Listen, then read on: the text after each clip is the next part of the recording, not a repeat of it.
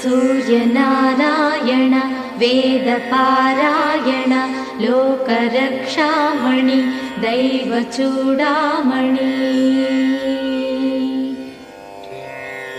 पद्मिनी वल्लभ वल्लकी गानलोल त्रिमूर्तिस्वरूपा विरूपाक्षनेत्र महादिव्यगात्र अचिन्त्यावतारा निराकार दीनापराकय्य ओ अय्य बुद्धान्त निर्धूत तापत्रयाभील दावाग्निरुद्रा तनुद्भूत निस्तार गंभीर संभावितानेक कामाज्ञनीकंबुलं